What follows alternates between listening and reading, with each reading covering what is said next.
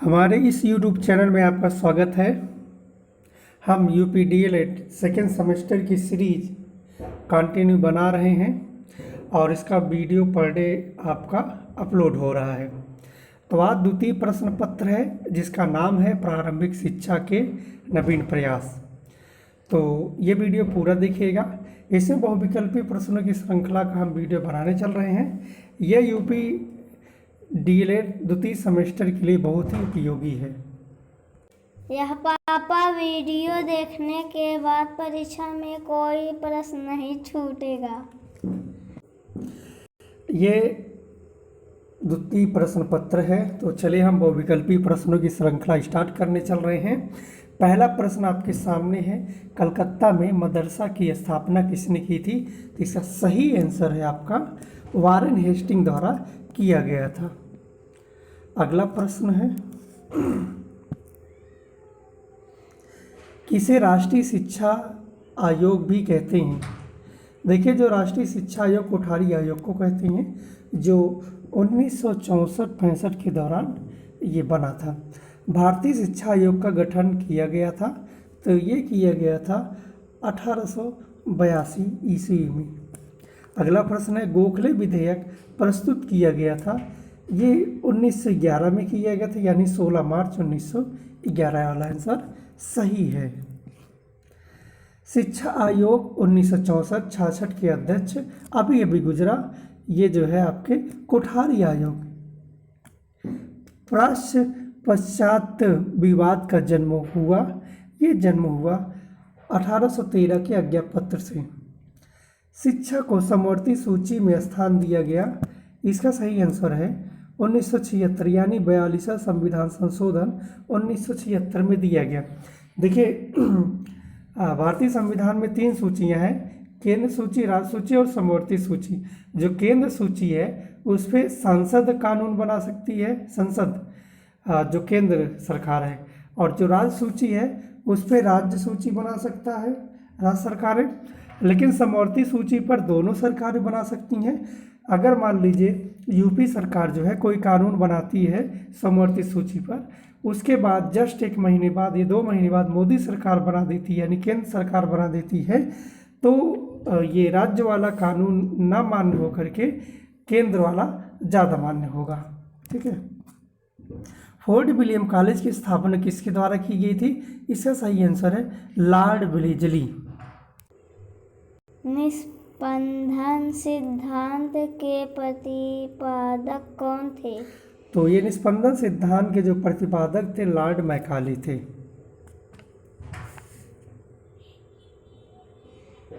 Operation black board कब आरंभ हुआ? ये जो है, जो ऑपरेशन ब्लैक बोर्ड था 1987-88 के दौरान ये लागू किया गया। शिक्षा में छनाई का सिद्धांत लागू किया गया। शिक्षा में छनाई का जो सिद्धांत है ये उच्च वर्ग की शिक्षा हेतु है। ये 1990 यानी 92 के आसपास ये लागू किया गया। निःशुल्क एवं अनिवार्य बाल शिक्षा अधिकार अधिनियम कब बना? ये जो है 2009 में बना और ये जो है 2010 में पूर्णतः लागू हो गया। कस्तूरबा गांधी विद्यालय योजना का संबंध है, तो ये प्राथमिक विद्यालय बालिका शिक्षा संबंधित है। ये आवासीय होता है क्योंकि इसमें बालिकाएं रह करके ही शिक्षा ग्रहण करती हैं। भारतीय विश्वविद्यालय अधिनियम किस वर्ष पारित किया गया? ये जो है 1904 में पारित किया गया। लेकिन जो भारत में लमसम जब भारत आज़ाद हो गया तो 1948 में यूजीसी जो आज बना है वो भी भारतीय विश्वविद्यालय आयोग के नाम से जाना जाता है। कलकत्ता एवं बम्बई विश्वविद्यालय की स्थापना का आदर्श किसे बनाया गया? ये जो लंदन विश्वविद्यालय है उसको बनाया गया। राज्य को 6 से 14 वर्ष के सभी बच्चों को निःशुल्क और अनिवार्य शिक्षा अधिकार भारतीय संविधान के किस अनुच्छेद से प्राप्त होती है? देखिए, अगर जो है ये तो 21 के ये जो है वो है क्या बोलते हैं मौलिक अधिकार है 21 है। और डीपीएसपी यानी नीति निर्देशक तत्व जो है ये 45 के तहत है। और जो अभिभावक का कर्तव्य है 51 का में है, वो लास्ट में 11 नंबर वाला है। ठीक है। प्राथमिक स्तर पर मातृभाषा में शिक्षा उपलब्ध कराने का दायित्व राज्य का है। ये किस अनुच्छेद में है? राज्य का अभी अभी आपको बताया मैंने 45 में है। ठीक है, ये 350 नहीं है, ये गलत है।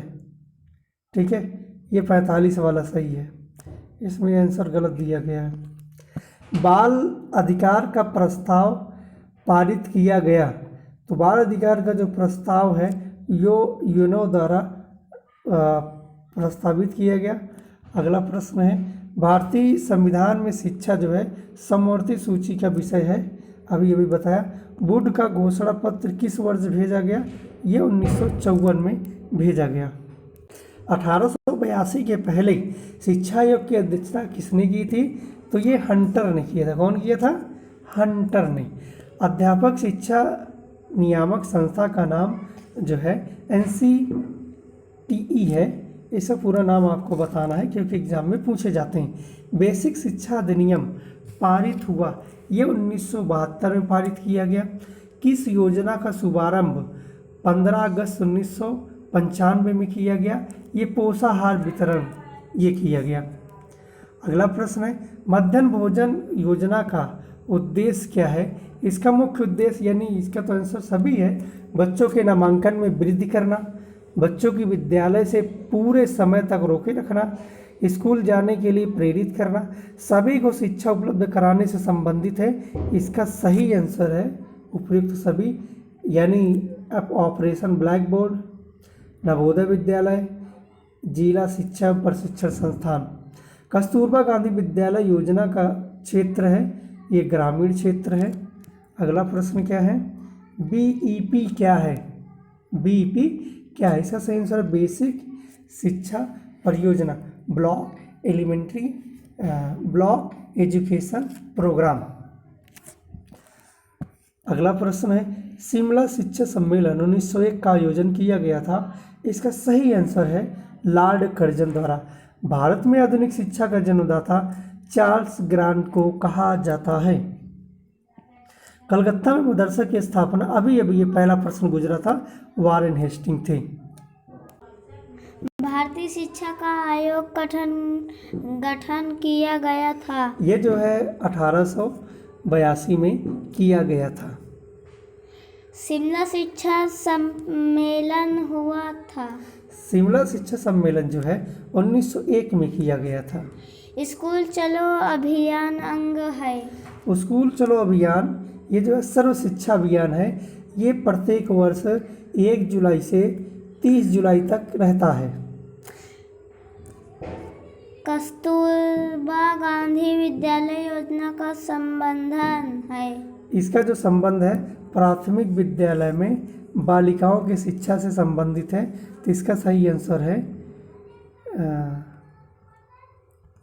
ये माध्यमिक शिक्षा विद्यालय से इसमें दिया गया है। एक बार इसको देख लेंगे। इसका आंसर माध्यमिक शिक्षा माध्यमिक बालिका शिक्षा से है। अधिकार का प्रस्ताव पारित किया था। बाल अधिकार का जो प्रस्ताव था ये जो है ये सब लमसम सभी ने पारित किया था। यूनेस्को, संयुक्त राष्ट्र संघ यूएनओ जिसे कहते हैं, और भारत सरकार ने। मध्याह्न भोजन योजना का प्रमुख जो उद्देश्य है उपयुक्त सभी है। इसमें जो है छात्रों के नामांकन में वृद्धि करना, छात्रों को विद्यालय में रोके रखना, छात्रों को विद्यालय आने के लिए प्रेरित करना, उपयुक्त सभी है। ऑपरेशन ब्लैक बोर्ड कब आरंभ हुआ? इसका सही आंसर 1987 में प्रारंभ किया गया। किसे राष्ट्रीय शिक्षा आयोग भी कहते हैं? ये कोठारी आयोग को राष्ट्रीय शिक्षा आयोग कहते हैं, जो 1964-65 के दौरान यानी 66 माना जाता है के बीच में बना था और अपनी रिपोर्ट दी थी। अगला प्रश्न है, निःशुल्क एवं अनिवार्य बाल शिक्षा अधिनियम पारित किया गया था 2009 है। ये बार बार रिपीट हुआ और 2010 में लागू हो गया अप्रैल महीने में। कितने अंतराल के उपरांत पाठचर्या के पुनर्विकास एवं समीक्षा का प्रावधान किया गया है? यानी जो समीक्षा की जाएगी 5 वर्ष पे की जाएगी, ये टारगेट रखा गया था। भारतीय संविधान के किस अनुच्छेद में 6 से 14 वर्ष की आयु के बालकों को निःशुल्क एवं अनिवार्य शिक्षा की बात कही गई है? देखो इसमें आपको देखना है, अगर ये 36 के पहले है तो मूल अगर ये 35 के पहले है तो मान के चलो मूल अधिकार है, और अगर 35 के बाद और 51 के पहले है तो ये डीपीएसपी, और 51 का है तो ये आपका मौलिक कर्तव्य कहलाएगा। लेकिन इसमें हमें 21 मिल रहा है, तो ये का वाला आंसर यानी 21 का सही होगा। शिक्षा में छनाई का सिद्धांत लागू किया गया, फिर ये रिपीट कर गया है। ये उच्च वर्गीय शिक्षा संबंधित है। जिला प्राथमिक शिक्षा कार्यक्रम किसकी वित्तीय सहायता से संचालित किया गया? इसका सही आंसर है विश्व बैंक की सहायता से संचालित किया गया। हरास की समस्या, क्या प्रश्न है? हरास की समस्या से क्या आशय है? इसमें जो है हरास से मतलब ये है जो छात्र बीच में ही विद्यालय छोड़कर चले जाते हैं या अपना क्लास ड्रॉप कर देते हैं, उससे संबंधित है। अब इसमें क्या है, अगला प्रश्न है, कौन सा अनुच्छेद अल्पसंख्यक वर्गों के हितों के संरक्षण से संबंधित है? इसका सही आंसर है सा यानी 29 का ये बोले या 1। अगला प्रश्न है, 6 से 14 वर्ष तक बच्चों की निःशुल्क व अनिवार्य शिक्षा के मौलिक अधिकार किस संविधान संशोधन में द्वारा बनाया गया? ये जो है 86वें संविधान संशोधन में बनाया गया। अगला प्रश्न है, केंद्रीय सलाहकार बोर्ड किसके नाम से जाना जाता है? इसका सही आंसर सर्जेंट आयोग के नाम से जाना जाता है। जब इसका हम चैप्टर वाइज वीडियो बनाएंगे तो आपको बहुत अच्छे तरीके से समझ में आ जाएगा। जैसे मान लीजिए सर्जेंट आयोग है, उससे आगे पीछे जितनी भी जानकारियाँ होंगी आपको वन लाइनर में दे दी जाएंगी। उच्च अध्ययन शिक्षा संस्थान कहाँ पर है? ये प्रयागराज इलाहाबाद में है। अगला प्रश्न है, शिक्षा का अधिकार अधिनियम 2009 कब लागू किया गया? अभी आपको पता है 2010 सभी में दिया गया है, तो अप्रैल महीना देखना है 2010। निम्न आयोगों का सही क्रम बताइए। सबसे पहले कौन सा आयोग आया? तो इसका सही आंसर सा है। तो सबसे पहले गुड डिस्पैच आया, उसके बाद हंटर आयोग आया, फिर उसके बाद आपका राधा कृष्णन आयोग आया, उसके बाद कोठारी आयोग आपका 1964 में, गुड डिस्पैच आपका 54, हंटर आपका 17 और ये राधा कृष्ण 48। आप ऐसे समझ सकते हैं। अगला प्रश्न है, उत्तर प्रदेश में मिड डे मील योजना यानी पका हुआ भोजन कब से लागू किए गए? जो खिचड़िया खाते हो टटिया ले जा करके, वो कब से लागू हो पता है? अगर नहीं पता है तो वो जो है, वैसे तो 1996 में पायलट प्रोजेक्ट, 95 में पायलट प्रोजेक्ट पे शुरू किया। पायलट प्रोजेक्ट जानते हो? पायलट प्रोजेक्ट का मतलब ये है कि एक स्कूल या एक जिले में उसकी शुरुआत की गई। जब उसमें सफलता पा गए तो यानी वो देखे कि सक्सेसफुल है, सही चल रहा है, तो फिर वो पूरे उत्तर प्रदेश में लागू कर दिया गया। तो ये कब प्रारंभ किया गया? इसका सही आंसर है 1 सितंबर 2004 से पूरे भारत में लागू कर दिया गया। हम भी 2005 में कक्षा 5 में खिचड़ी खाए थे, ठीक है, अभी भी वही खिचड़ी चल रहा है। कस्तूरबा गांधी बालिका विद्यालय योजना भारत सरकार द्वारा कब आरंभ की गई? तो ये 2004 में लागू की गई। एक चीज़ और, जैसे ये मिड डे मील है, तो हम जैसे किताबों में पढ़ते थे 1996-95 में शुरुआत हुई, तो हम सोचते थे कि यानी जब तब से प्रारंभ है तो हमको कक्षा 1 से मिलना चाहिए ना, तो कक्षा 1 से नहीं मिल रही थी। तो तब यानी अब ये पता चला कि ये पूरे उत्तर प्रदेश में जब 2004 में लागू किया गया तो हमको कहाँ से देंगे, है ना। और जिस डिस्ट्रिक्ट में लागू किया, शायद महाराजगंज, ऐसे कोई डिस्ट्रिक्ट था जिसे पहले लागू किया गया था। अगला प्रश्न है, जिला प्राथमिक शिक्षा कार्यक्रम की विशेषता क्या है? इसका आंसर है दा, यानी शिक्षा में सबकी भागीदारी, नए शैक्षिक प्रयोग और शिक्षा में बराबरी पर बल। अगला प्रश्न है, अध्यापक शिक्षा हेतु नियामक संस्था अभी गुजरा NCTE इसका फुल फॉर्म। ये सभी फुल फॉर्म आपको वीडियो में जरूर बताएंगे। NCERT ये हो सकता है एग्जाम में आ जाए। National council education for research and training. राष्ट्रीय पाठचर्या 2005 के प्रारंभ में अंश रविन्द्रनाथ टैगोर की किस निबंध से सभ्यता और संस्कृति प्रगति है? हाँ, ये UPP के एग्ज़ाम में आया था क्वेश्चन, तो हम तो भैया ही लगा के आए थे।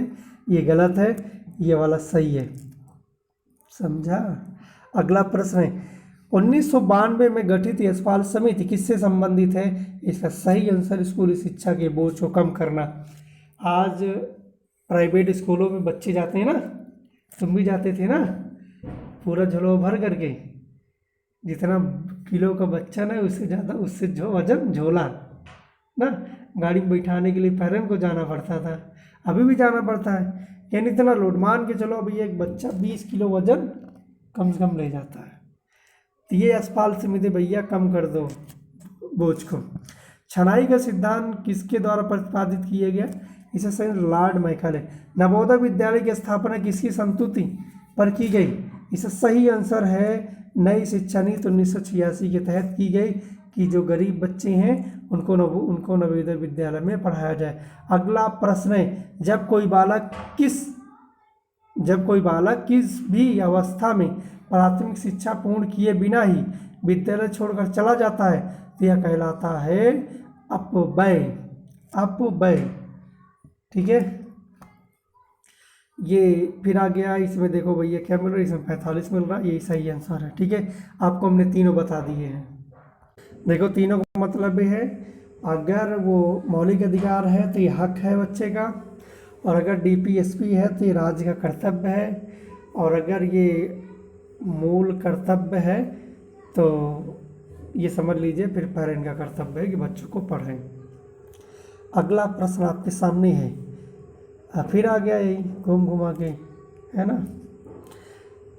चार्ल्स ग्रांट के शैक्षिक प्रयास थे, इसका सही आंसर है सा, यानी भारत में विद्यालय की स्थापना और अंग्रेजी माध्यम में शिक्षा प्रदान करना। अगला प्रश्न आपके सामने है निःशुल्क एवं अनिवार्य बाल शिक्षा अधिकार अधिनियम के अंतर्गत चौथे अध्याय में शिक्षकों के दायित्व दिए गए। क्या दिए गए? उपयुक्त सभी नियमित समय से स्कूल में उपस्थित होना, पाठ्यक्रम के अनुसार पढ़ना और उसे निर्धारित समय में पूरा करना, प्रत्येक बच्चे की सीखने की योग्यता का आकलन करना। हंटर कमीशन किसे कहते हैं? भारतीय शिक्षा आयोग को हंटर कमीशन के नाम से भी जाना जाता है। कोठारी आयोग अभी गुजरा, ये 64 और 66, यानी 64 में बना और 66 में अपनी रिपोर्ट दी। राष्ट्रीय शिक्षा नीति 1986 घोषणा के पश्चात आचार्य राममूर्ति समिति ने अपना प्रतिवेदन प्रस्तुत किया, यानी ये 16 दिसंबर 1990 में ये चेक किया जा रहा था कि ये जो राष्ट्रीय शिक्षा नीति 1986 है ये सक्सेसफुल चल रही या नहीं चल रही। यशपाल समिति से पूर्व किस समिति ने छात्रों पर पढ़ाई के बोझ के लिए चिंता व्यक्त की? ये चिंता जो है उपरोक्त सभी ने कर चुके हैं, पटेल समिति भी, राममूर्ति समिति भी, और एनसीईआरटी कार्यदल के द्वारा भी ये बोझ वाला सिस्टम की चर्चा हो चुकी है, यानी अकेले यशपाल ने नहीं किया था। एनसीएफ 2005 के अंतर्गत पुनरीक्षित गुणवत्ता विजन के संदर्भ में निम्न दृष्टिकोण चिन्हित किए गए हैं। इसका सही आंसर उपयुक्त सभी है, यानी बच्चों के प्रति दृष्टिकोण, शिक्षक की भूमिका एवं शिक्षण के प्रति दृष्टिकोण, शिक्षण विद्या के प्रति दृष्टिकोण, उपयुक्त सभी है। ऑपरेशन ब्लैक बोर्ड कब आरंभ हुआ? ऑपरेशन ब्लैक बोर्ड जो है ये 1987-88 में आरंभ हुआ। स्कूल चलो अभियान में किस कक्षा तक के बच्चों को आकर्षित करने की योजना थी? जो आकर्षित करने की योजना थी वो लमसम ये जानिए कक्षा 1 से 8 तक के बच्चों की योजना थी। ये 6 वर्ष से 14 वर्ष के बच्चों को। स्कूल रेडीनेस कार्यक्रम यानी विद्यालय शिक्षा की तैयारी में निम्न क्षेत्रों पर बल दिया गया। इसका उपयुक्त सभी आंसर है। व्यक्तिक एवं सामाजिक तैयारी, शैक्षिक तैयारी, मनोरंजनात्मक, सृजनात्मक तथा शाब्दिक अशाब्दिक भाषा कौशल। अगला प्रश्न आपके सामने है राष्ट्रीय बाल श्रम परियोजना यानी एनसीएलपी संचालित की गई, किसके द्वारा संचालित की? 9वीं पंचवर्षीय योजना। आपको ये बता 9वीं पंचवर्षीय योजना का सेशन क्या था, ईयर क्या था? ठीक है, अगर ना है तो वो भी कमेंट कर देना, आपको अगले वीडियो में बता देंगे। पोषाहार वितरण योजना को निम्न विचार से प्रारंभ किया गया, इसका सही आंसर नामांकन संख्या बढ़ाने के लिए। अगला प्रश्न आपके सामने है, ह्रास एवं अवरोध को रोकने के लिए तथा संप्राप्ति लक्ष्य को प्राप्त करने के लिए प्रोत्साहन के अधीन कौन सी सुविधाएं प्रदान की जा रही हैं? उपयुक्त सभी है। छात्रवृत्ति, विद्यालय माध्याह्न भोजन, निःशुल्क पाठ्य पुस्तकें, ड्रेस। ये समझ लो अभी सब रजिस्टर पे चल रहा है, ये सब वास्तविकता कमी है। जैसे आपको छात्रवृत्ति मिल जाएगी और भोजन मिल जाएगा, पुस्तकें भी, लेकिन ड्रेस नहीं मिल रही ना, ड्रेस नहीं मिल रहा है, शायद वो पेरेंट के खाते में जा रहा है। ठीक है, अगला प्रश्न आपके सामने है, बाल अधिकार का प्रस्ताव पारित किया गया संयुक्त राष्ट्र संघ द्वारा, यूएनओ द्वारा। ये अभी गुजरा। यूएनओ का स्थापना डे यानी यूएनओ दिवस कब मनाया जाता है? जो कमेंट करे उसका नाम हम अगले वीडियो में लेंगे। शिक्षा को संविधान की किस अनुसूची में रखा गया? ये समवर्ती सूची में रखा गया, बार बार रिपीट हो रहा है। अगला प्रश्न है, भारत में आधुनिक शिक्षा का जन्मदाता किसे कहते हैं? किसे कहते हैं? चार्ल्स ग्रन को कहते हैं। निःशुल्क और अनिवार्य शिक्षा का अधिकार अधिनियम 2009 किस अनुच्छेद के द्वारा बनाया गया? सही आंसर 21 का। ये भी गुजरा भैया, इसको कितनी बार हमको बताना पड़ेगा। वुड का घोषणा पत्र कब आया? ये 1954 में, 1854। देश के प्रत्येक जनपद में डाइट की स्थापना की संतुलित किस राष्ट्रीय शिक्षा नीति के तहत की गई? डाइट जिसके द्वारा आप बीटीसी कर रहे हैं वो 1986 में की गई। ठीक है, छनाई का सिद्धांत आपका गुजर चुका है, मैकाले साहब हैं। शिक्षा को सभी को शिक्षा उपलब्ध कराने संबंधित कौन? उपयुक्त सभी हैं, ये भी गुजर। ह्रास की समस्या से आशय है बच्चे विद्यालय में जो बीच में विद्यालय छोड़कर भाग जाते हैं, यानी ये सवाल आंसर सही। बीईपी ब्लॉक एजुकेशन प्रोग्राम, ये कहाँ गया भाई? ब्लॉक या बेसिक एजुकेशन प्रोग्राम। ठीक है, ये वाला आंसर सही। अगला प्रश्न है, मध्याह्न भोजन योजना का उद्देश्य है? उपयुक्त सभी है। राष्ट्रीय साक्षरता मिशन की स्थापना कब की गई? 1988 में की गई। उत्तर प्रदेश में सभी के लिए शिक्षा परियोजना लागू की गई 17 मई 1993। कब? 17 मई 1993 में। अगला प्रश्न आपके सामने है, जब कोई बालक किसी भी अवस्था में प्राथमिक शिक्षा पूर्ण किए बिना ही विद्यालय छोड़कर चला जाता है उसे क्या कहते हैं? उसे कहते हैं ह्रास। क्या कहते हैं? ह्रास कहते हैं।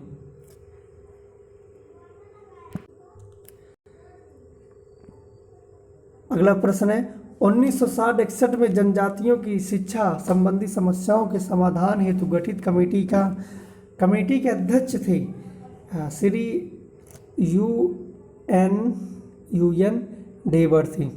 अगला प्रश्न है, राष्ट्रीय महिला शिक्षा समिति 1958 की अध्यक्ष थी। सही आंसर है दुर्गाबाई देशमुख थी। अगला प्रश्न है, ब्रेल लिपि द्वारा शिक्षा प्रदान की जाती है।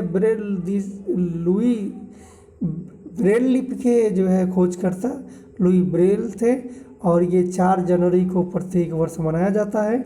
और ये समझ लो अंधों के लिए था, जो दिव्यांग आँख से हैं उनके लिए। उत्तर प्रदेश में जिला प्राथमिक शिक्षा का कार्यक्रम प्रारंभ किया गया, ये जो है 1997-98 में किया गया। शिक्षा में अपव्यय तथा अवरोधन पर अपना सुझाव दिया हार्टोंग आपको मिलेगा, हार्टोंग समिति ने। अगला प्रश्न है, राष्ट्रीय शैक्षिक अनुसंधान एवं प्रशिक्षण परिषद का मुख्यालय जो है ये है कहाँ पे है? ये नई दिल्ली में है, NCERT। बेसिक शिक्षा अधिनियम पारित किया गया। सही आंसर 1972। शिक्षकों हेतु राष्ट्रीय पुरस्कार का प्रारंभ किया गया 1958 में। सही आंसर है। बच्चों के लिए निःशुल्क एवं अनिवार्य शिक्षा का प्रावधान संविधान की जिस धारा में किया गया, इसको आप कमेंट करिए भैया, कमेंट करिए, अब नहीं बताएंगे।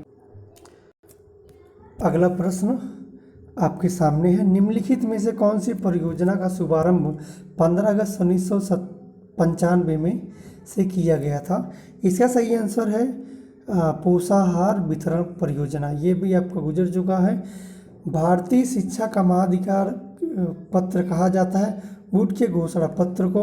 कोठारी आयोग ने बालिका शिक्षा संबंधी सुझाव दिए थे उपयुक्त सभी, यानी लोकमत निर्माण का, अंशकालिक रोजगार की व्यवस्था, मुफ्त पाठ्य सामग्री की व्यवस्था। अगला प्रश्न है, शिक्षा को मौलिक अधिकार के रूप में स्वीकार किया गया। इसका सही आंसर 1 अप्रैल 2010 को। अगला प्रश्न है आपके सामने है, शिक्षा को किसी निश्चित स्तर तक सभी लोगों को अनिवार्य एवं निःशुल्क रूप से उपलब्ध कराना। ये सही आंसर आपका है सार्वभौमिकरण। बेसिक शिक्षा अधिनियम 1972 का उद्देश्य था, इसका जो सही उद्देश्य था ये शैक्षिक कार्यक्रमों का प्रभावी क्रियान्वयन करना, द आंसर सही है। प्राथमिक विद्यालय में न्यूनतम आवश्यक सुविधाएं उपलब्ध कराने की योजना है ऑपरेशन ब्लैक बोर्ड। अगला प्रश्न है, स्वतंत्रता के समय देश में कितने प्रतिशत जन साक्षर थी? ये समझ के चलिए 14% ही थी। कितना? 14, आप समझ सकते हो। विद्यालय स्तर पर शिशुओं की मांसपेशियों का विकास होता है, सृजनात्मक एवं क्रियात्मक। अगला प्रश्न आपके सामने है, सर्व शिक्षा अभियान किस आयु वर्ग के बच्चों की शैक्षिक व्यवस्था से संबंधित है? ये 6 से 14 वर्ष। कस्तूरबा गांधी बालिका विद्यालय योजना किस वर्ग की बालिकाओं में साक्षरता की स्थिति बेहतर बनाने के लिए है? इसका सही आंसर उपरोक्त सभी, यानी सभी वर्गों के लिए। ठीक है, यानी अनुसूचित जाति, अनुसूचित जनजाति के लिए, अन्य पिछड़ा वर्ग के लिए, अल्पसंख्यक वर्ग के लिए। अगला प्रश्न आपके सामने है 1 करोड़ के लिए, केबीसी नहीं खेल रहे हो। सर्व शिक्षा अभियान के अंतर्गत संचालित होने वाले कार्यक्रमों के लिए वित्तीय सहायता प्राप्त है। इसका सही आंसर केंद्र और राज्य दोनों के मध्य, केंद्र वाला जो है नहीं, राज्य वाला 35% देता है और केंद्र वाला 65%। ये अनुपात होता है भैया। अगर 100 रुपया है तो राज्य सरकार 35 रुपया देगी और 65 रुपये केंद्र सरकार देगी। कितने अंतराल के उपरांत पाठचर्या के पुनर्विकास एवं समीक्षा का प्रावधान है? ये 5 वर्ष के बाद भैया उसको दोबारा परीक्षण करिए। महात्मा गांधी ने बुनियादी तालीम या बेसिक शिक्षा का प्रस्ताव रखा था। इसका सही आंसर है 1937 में, वर्धा वाली। माध्यमिक शिक्षा आयोग के अध्यक्ष थे ये स्वामी मुदालियर, यानी डॉक्टर लक्ष्मण स्वामी मुदालियर थे। एक चीज़ ध्यान दीजिएगा, जैसे ये जो आपका दूसरा पेपर है, यही क्वेश्चन आपके पहले पेपर में भी आया हुआ है, हम कई रूप से देख रहे हैं, कई ऐसे प्रश्न हैं। निम्नलिखित में से किस स्तर के विद्यालय से बच्चों को स्वतंत्र रूप से विकसित होने का अवसर दिए जाने चाहिए? ये पूर्व प्राथमिक विद्यालय। अगला प्रश्न आपके सामने है। प्रश्न ये है, प्राथमिक विद्यालयों में मध्याह्न पोषाहार वितरण योजना कब प्रारंभ की गई? प्रारंभ देख लो, 15 अगस्त 1995 की गई, लेकिन उत्तर प्रदेश में जो लागू हुई 2004 में लागू की गई। अगला प्रश्न आपके सामने, हराज की समस्या, ये बार बार रिपीट हो रहा है, इसका आंसर सा है। पटेल एक्ट संबंधित है। पटेल एक्ट जो है प्राथमिक शिक्षा में गुणात्मक एवं परिणात्मक वृद्धि से संबंधित है। राष्ट्रीय पाठचर्या की रूपरेखा NCF 2005 के अनुसार मार्गदर्शक सिद्धांत में निहित है। इसका सही आंसर पाठचर्या का संवर्धन पाठ्य पुस्तक पर केंद्रित करना है। अगला प्रश्न आपके सामने है, गोखले विधेयक प्रस्तुत किया गया था। इसका सही आंसर 16 मार्च 1911। अगला प्रश्न है, हंटर कमीशन की समक्ष प्राथमिक शिक्षा को अनिवार्य व निःशुल्क करने का प्रस्ताव रखा था दादा भाई नौरोजी ने। अगला प्रश्न आपके सामने है, परास्य विवाद का जन्म हुआ। ये जो है 1813 के आज्ञा पर से विवाद जन्म हुआ। अगला प्रश्न आपके सामने है, शिक्षा आयोग 1964-66 के अध्यक्ष, अब कमेंट करो भाई। राष्ट्रीय बाल श्रम परियोजना संचालित की गई। इसका सही आंसर है 9वीं पंचवर्षीय योजना। इसका ईयर जरूर बताइएगा। अगला प्रश्न आपके सामने है, स्कूल उत्तर प्रदेश के समस्त जिलों में स्कूल चलो अभियान शुरू किया गया। ये 2004 से शुरू किया गया, जब खिचड़ी वाला सिस्टम। अगला प्रश्न, राष्ट्रीय साक्षरता मिशन की स्थापना के बाद सर्वप्रथम संपूर्ण साक्षरता अभियान की घोषणा की गई केरल राज्य द्वारा। पूर्व प्राथमिक शिक्षा संबंधित है 3 से 6 वर्ष तक के बच्चों के लिए जो आंगनवाड़ी है। यशपाल समिति का गठन किया गया 1992 में। बुनियादी शिक्षा संबंधित नहीं है, एस.के. सिन्हा नहीं है, महात्मा गांधी, जी.बी. खेर और जाकिर हुसैन, ये तीनों लोग हैं। इसमें से आपके एग्जाम में दूसरी तरह से पूछ सकता है बुनियादी शिक्षा संबंधित हैं और महात्मा गांधी गायब रहेंगे, जाकिर हुसैन गायब रहेंगे, सिर्फ जी.बी. खेर पूछ लेगा तो आप सॉरी ये जी.बी. खेर नहीं है, ऐसा समझो जी.बी. खेर नहीं है, जी.बी. खेर नहीं है, एस.के. सिन्हा हैं। यानी अगर आपको ऑप्शन महात्मा गांधी दे देगा और उसके बाद जाकिर हुसैन, एस.के. सिन्हा। जाकिर हुसैन तो थोड़ा बहुत जानते लेकिन एस.के. सिन्हा को नहीं जानते, ठीक है। तो इसको भी दूसरे तरीके से प्रश्न पूछा जा सकता है। शिमला शिक्षा सम्मेलन 1901 का आयोजन किया गया, ये लॉर्ड कर्जन द्वारा किया गया। शिक्षा को समवर्ती सूची में स्थान 42वां संविधान संशोधन 1976 में दिया गया। उस समय प्रधानमंत्री श्रीमती इंदिरा गांधी जी थी। वैदिक काल में शिक्षा का माध्यम था वैदिक संस्कृति। भारत में ब्रिटिश ईस्ट इंडिया कंपनी का प्रवेश कब हुआ था? 1600 ईस्वी में हुआ था। नीचे दिए गए निस्पंदन सिद्धांत के प्रतिपादक थे लॉर्ड मैकेले। विश्वविद्यालय अनुदान आयोग की स्थापना की गई 1953 में। अगला प्रश्न आपके सामने है, माध्यमिक शिक्षा आयोग के अध्यक्ष कौन थे? Doctor L.S. यानी लक्ष्मण मुदालियर। अगला प्रश्न है आपके सामने है, जिला शिक्षा एवं प्रशिक्षण परिषद की स्थापना कब हुई थी? 1987। इंदिरा गांधी राष्ट्रीय मुक्त विश्वविद्यालय की स्थापना कब हुई थी? 1986। किस शिक्षा प्रणाली में महिलाओं की शिक्षा को पुरुषों की तुलना में कम अहमियत दी गई? उपयुक्त सभी बौद्धिक शिक्षा, ब्रिटिश शिक्षा और वैदिक शिक्षा। वैदिक शिक्षा। अगला प्रश्न, वुड डिस्पैच की संतुष्ट के आधार पर विश्वविद्यालयों की स्थापना की जानी चाहिए? कलकत्ता, मद्रास, बम्बई में। बुनियादी शिक्षा का प्रत्यय दिया गया था महात्मा गांधी द्वारा। बहुउद्देशीय विद्यालय किसके द्वारा प्रस्तुत किए गए? ये मुदालियर आयोग द्वारा किए गए। एनसीईआरटी कब एक स्वायत्त शासी संस्था के रूप में स्थापित की गई? ये 1961 में की गई। मुक्त विश्वविद्यालय की स्थापना की संस्तुति की गई थी, ये NPE 1986 के द्वारा की गई थी। वैदिक शिक्षा का मुख्य केंद्र था, ये तक्षशिला था। तक्षशिला। संविधान की समवर्ती सूची शिक्षा को स्थान मिला 1976, बार बार रिपीट हो रहा है। अगला प्रश्न है, DPEP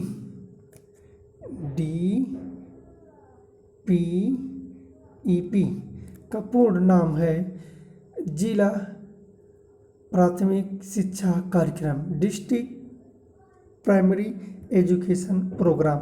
राष्ट्रीय शैक्षिक अनुसंधान एवं प्रशिक्षण परिषद की स्थापना हुई थी 1961 में। NCERT है ये।